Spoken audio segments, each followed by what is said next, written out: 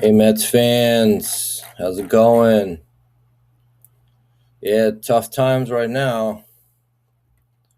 Team's hard to watch on many nights, but I'm still here paying attention to what's going on as I continue to document the Mets 2026 season.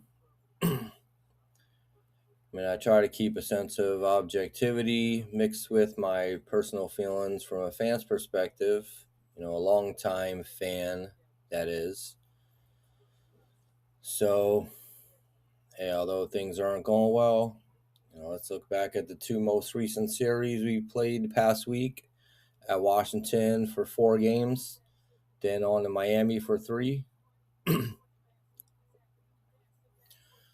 So yeah, coming off the 5-1 homestand where we swept the Tigers and took 2 of 3 against the Yankees in dramatic fashion, go to Washington carrying some momentum for once in hopes of turning the season around. So start off the National Series. Game 1, it was easily the most exciting game of the week. We got Christian Scott facing Jake Irvin to start the series. Let's take a lead in the third on a 2-out single from Taylor. Advanced to third on a throwing error, then scored on a double by Torrens. Meanwhile, Scott had retired the first 5 national batters, but then hit a batter in the ribs that knocked that batter out of the game. I think it was his buddy from college. He didn't seem too happy about it, but it seemed like it bothered him, especially according to what happened after that when the Nationals pounced immediately with the RBI double, then another walk and a single. That gave him the lead at 2-1. He made it 3-1 in the third with a single, walk, and a double. And then Beatty hit a solo home run in the fourth to make it 3-2. Mets took the lead back in the fifth with a single by Torrens, a bench walk, Bichette sac fly to move the runners up. Then Soto knocked both in with a 2 RBI single. Bo Bichette hit a homer in the seventh, giving the Mets a 5-3 lead. Raley came on in the bottom of the seventh and gave up a leadoff double to Wood, then 2 walks and a sac fly to make it 5-4. After an infield pop-out, Myers replaced Raley. He walked the batter, then was able to get a strikeout to end the threat. Nationals tied it then in the eighth on a 2-out single by Wood and a double to score him, with Myers still pitching at that point. So tie game, we go to the ninth. Mets coming up. They go 1-2-3. In the bottom of the ninth, Weaver allowed 2 base runners, but held them scoreless, and we go to the 10th now. Mets go 1-2-3 again in the 10th, and I always say if you do not score in the top of the 10th, you're going to lose. It was looking like that was going to be prophetic once again, but, Brazoban came in on the 10th. Sack bunt moved the ghost runner over to third, and an intentional walk to Wood, and another walk to load the bases.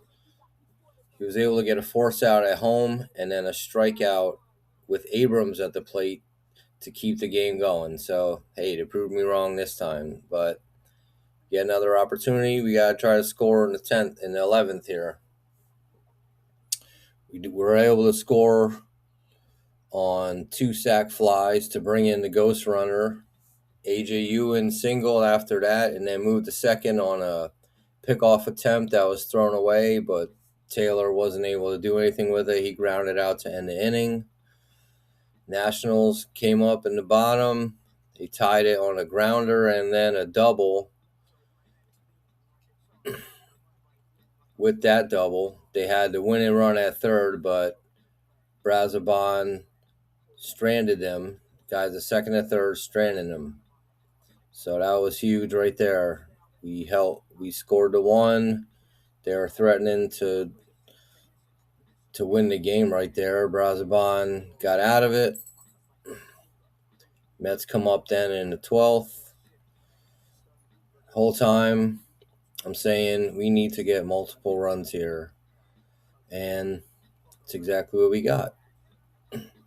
First batter was Sanger. Laid down a bunt to move the ghost runner Taylor to third. Benj hit an RBI single, put us up. Then a Bichette single on a walk to Soto, load the bases. Vidal Brujan came up, put down a bunt, popped up in the air. He tried to get the force out at home, but Benj was able to score there to put us up 2 with the bases still loaded.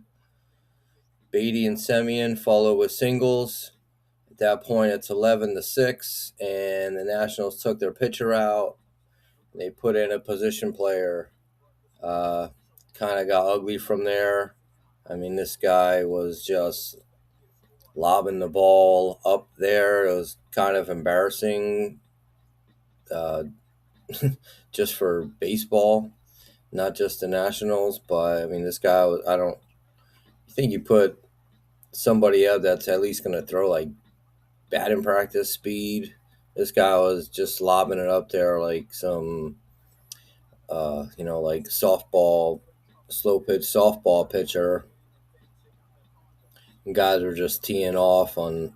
It was almost a joke, but we did score 5 more runs.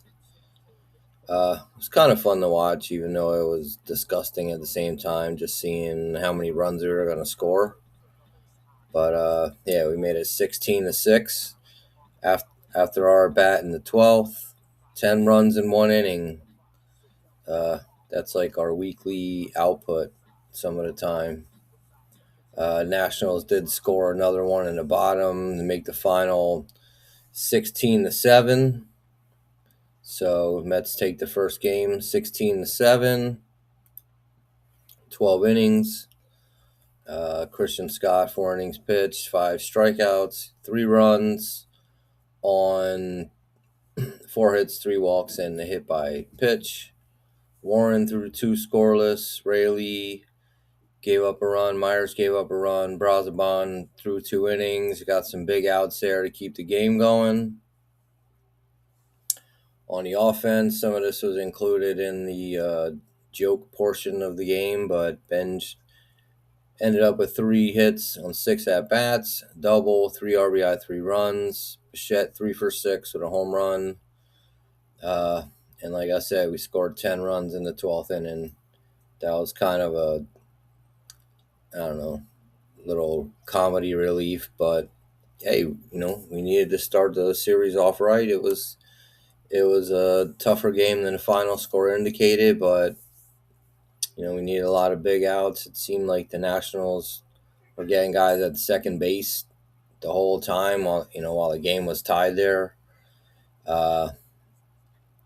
We're able to hold them scoreless after not scoring in the 10th. Matched runs at 1 in the 11th, and then broke out with the 10-run inning in 12th. So, yeah, good start to the series. Like I said, we just came off the 5-1 homestand, got momentum, things going in our way, and we get the first one in D.C. Coming into game 2. Bats feeling good after scoring 16 runs, so right away we score 3 in the first off their starter, Foster Griffin. Ben single and a Bichette home run made it 2-0. Then a Soto single and a Vientos double with a sac fly by Semien gave us another run. McLean was pitching for us. He put the Nationals down in their first at-bats.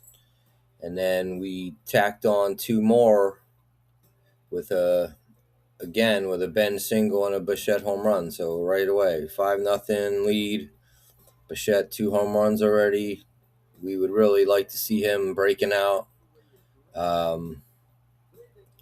We know from his career, people that are aware of him know he's a hitter. He's up there to hit.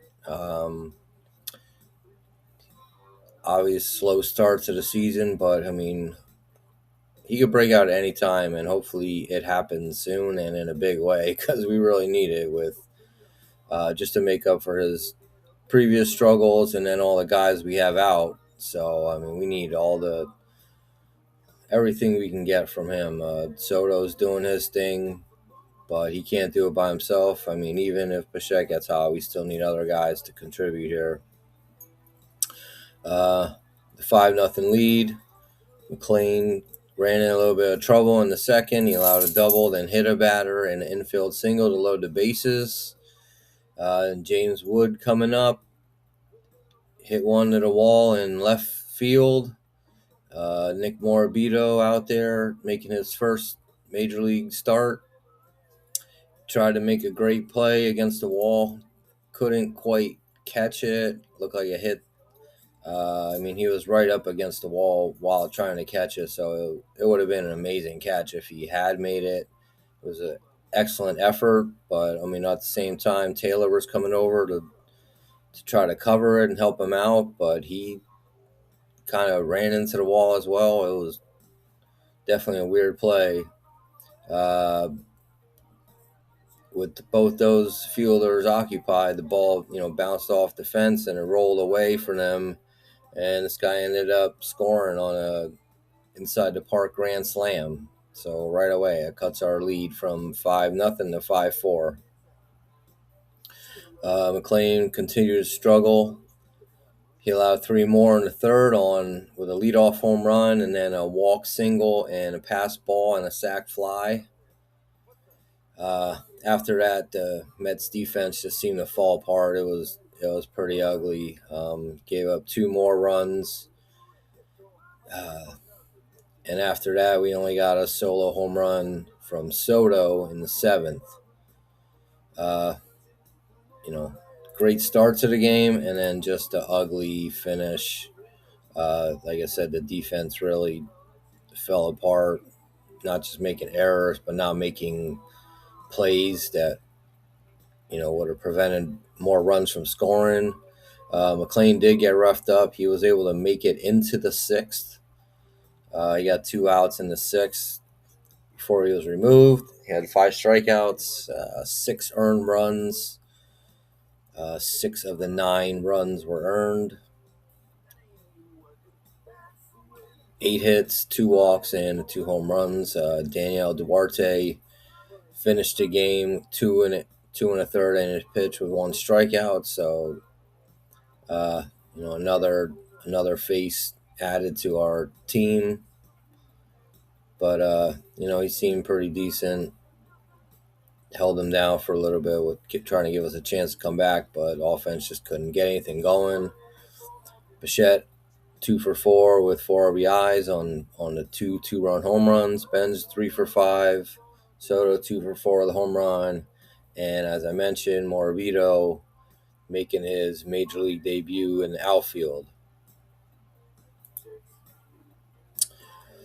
So we go to game 3. The series tied at 1. Mets had called up Zach Thornton to make his first career start. He got tagged right away in the Nationals half of the first, giving up a 3-run home run to Abrams. Mets cut into that in the second on a Vientos double and a Beatty RBI single. Nats added another run in the third on a walk, a throwing error during a stolen base attempt, and then a Keibert Ruiz RBI single. Give them to extend the lead back to 2 runs. Soto came up in the third, hit a home run, solo shot to make it 4-2. And then Nationals would go on to score 2 more in the 6th off Warren and Kimbrel. Soto came up in the 8th, hit another home run, this time with Bichette on base to make it 6-4. But Kimbrel gave up another 2-run home run in the 8th to make it 8-4. We couldn't get anything after that. 8-4. Kimbrel actually had pitched, I think they said it was a career high in innings for him. Let me just double check that.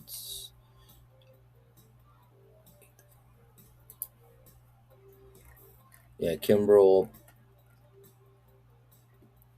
he pitched 2 2/3 innings. That was in his long ass career. That was the longest he That was the longest outing he had, and then he just it was the last. It was like the last batter that he gave up the home run to. So he was looking okay, even though he had given up the run earlier in the game.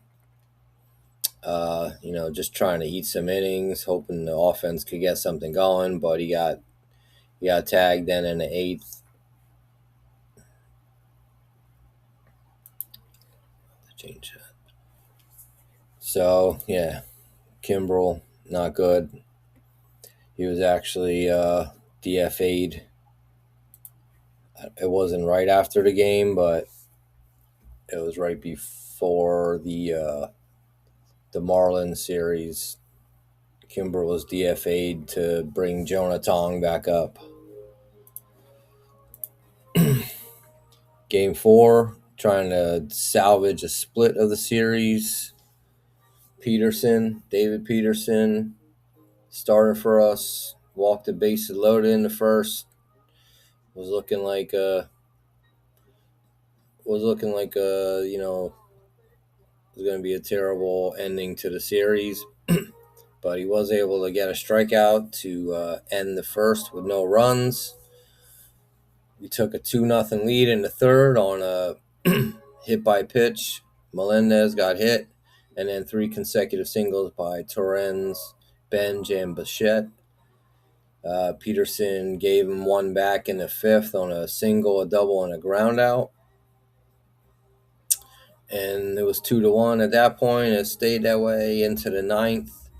Top of the ninth, Mets had bases loaded with no outs, but Melendez strikes out, and Torrens comes up, grounds out, so it brings up Benz, 2 outs, bases loaded. He put a charge into one. He blasted it out to right center, but the wind just knocked it down. It was blowing in all night, and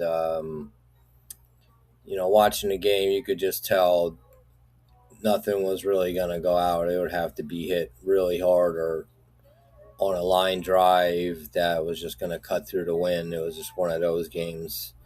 And it was made even more evident when we came to the bottom of the ninth. First batter hit a pretty simple pop-up to center field. Looked like Ewing took a step back, but the wind was wreaking havoc with the balls as it was all night. And he came running in full speed after realizing it was blowing it back in. Couldn't quite get to it. So right there, tying run was on second base.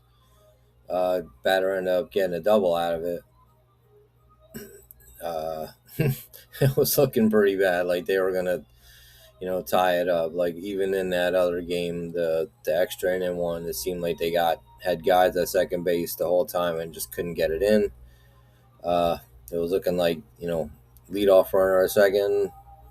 Devin Williams pitching at that point.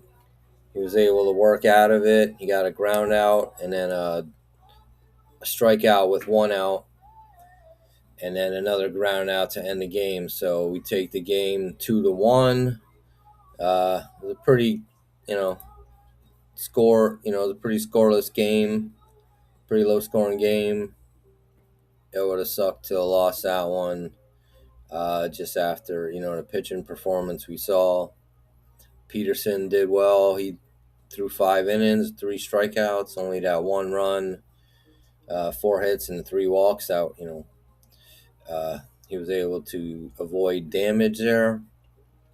Seems like Peterson's back in that starting role now. We need him to be consistent more than anything. Just holding teams down until his offense figures it out here. Obviously, we had that 16-run explosion in the first game, and even 6 in the second game was, pretty good.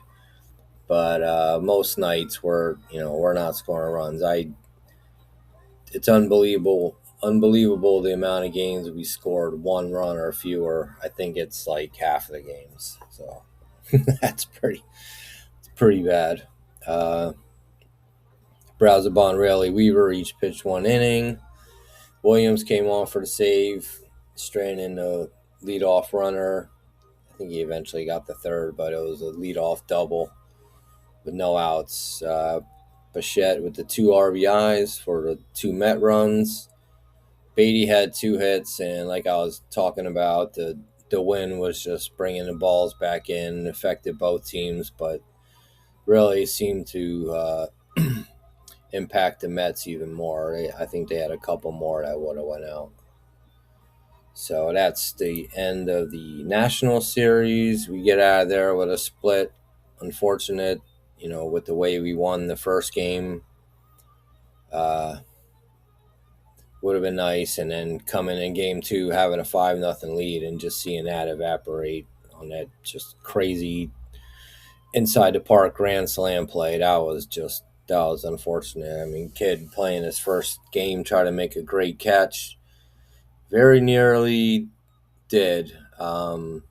He had a couple good catches, one diving into the stand just about and down the left field line, and a couple other plays. I mean, he's supposed to contribute some defense and speed on the bases.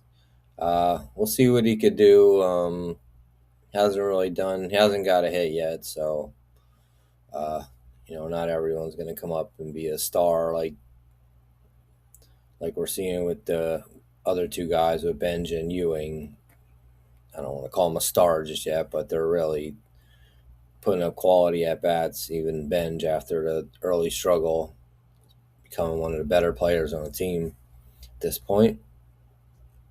So we go on to the Marlins series, and I'm not even going to talk about the individual games in this one because this was embarrassing. I watched some of these games, and they were just so boring. And it's not even that the scores were low, specifically for the Mets, but just the effort on some of the at-bats was just bad. I mean, Marlins, so the Nationals are a really high-scoring team, but they also give up a lot of runs. Marlins, on the other hand, they are, I mean, compared to our offense, they're decent. But their pitching is one of the better staffs, and a lot of young guys too. We weren't able to do anything, and at their field especially, it's kind of notoriously it's a low-scoring environment, but we just weren't able to get anything. I mean, our pitching is good. Marlins only gave up 10 more runs than us. So they're kind of like a similar team to us. We just couldn't get anything off them, and you can see by the low-scoring games in this series. The third game was scoreless all the way throughout to the ninth inning. Williams came in, got a base runner on, and then he ended up walking the bases loaded intentionally. And then, all they really needed was a hit to the outfield, and guy hit it out of the park. It didn't really matter. It was gonna be a 1-0 loss regardless, but it just happened to go over the fence and was a grand slam. I mean, not just continuing the ugliness. When we don't score, we get into those situations. And I mean, Devin Williams been pretty solid for us. It's just, what are you gonna do with 0-0 game in the ninth inning? You can't give up anything. Leadoff batter hits a double. Walking the base load is probably the best strategy there. I mean, they had one out, but you walk the base load to set up force plays at home or any of the other bases. Maybe you get a double play, but I mean, guy was just trying to get in the outfield and hit it over the fence. So tough way to lose, but the whole series was horrible. Uh, After that, our record went to 12-10 now in May. We were off to a pretty good start, like I said, coming off that homestand. Split is, I guess, okay. At least we didn't lose 3 out of 4 to Washington, but to get swept by the Marlins, I mean, that was just, man, it was pathetic. I mean, Soto actually didn't even play in the third game. I think he had the flu or some kind of illness. They were saying, I guess, was going through the team. I don't know if that had an effect on anything. I mean, they looked ill, so I don't know. It's probably the worst series of the season. Although we've had uh, some other performances right down there with that one. I mean, I could think of the Rockies series when we got swept, and then we got swept by the A's too. Even though they're playing well, got swept a couple times.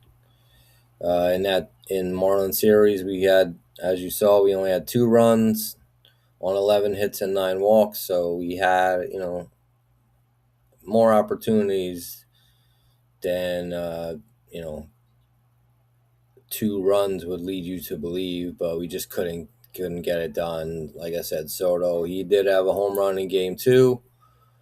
He didn't play in game 3. Uh, Tong pitched. He was brought up after they DFA'd Kimbrel. I'm assuming they're going to put him in the starting rotation. He made his first appearance of the season, 3 innings in relief. And then Christian Scott in that third game, he had 5 2/3 innings of scoreless pitching. It was good to see him bounce back after that game in Washington, and then just we lost game 4 on the walk off, or game 3 4-0 on the walk off grand slam. Uh, just going back to the National Series, we did outscore them 28-23 in the 4-game series. Bichette and Soto each hit 3 home runs in that series. Soto, of course, hit another one in the Florida series or Marlins series.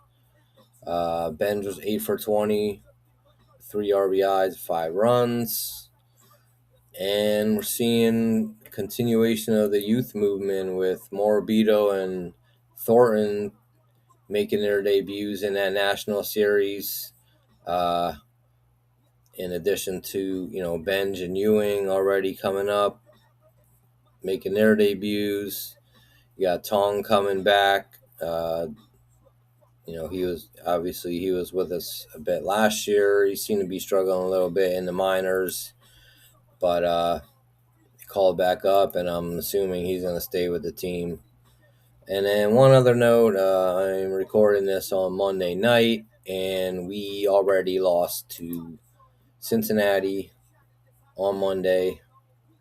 So at the 54 game mark, which is officially 1/3 of the season, Mets stand at 22-32, which multiplied by 3, 66 win pace. Terrible, terrible, terrible. Yeah, I don't know. We need to end May with a winning record here. Still doesn't undo what happened in April, but we need to start getting some wins, because if you look ahead at the schedule in June, it's all good teams. I mean, I think we played a Marlin. I think we played them again this week, so it's still May, but look at the June schedule. It's not good. It's like all winning teams, even with another West Coast trip coming up. So uh, I don't know what to say. I'm going to keep doing this, keep following the team, track this youth movement. It may be the only worthwhile storyline to follow, but hey, stay tuned, and hope everyone had a Excellent holiday weekend. Let's go Mets.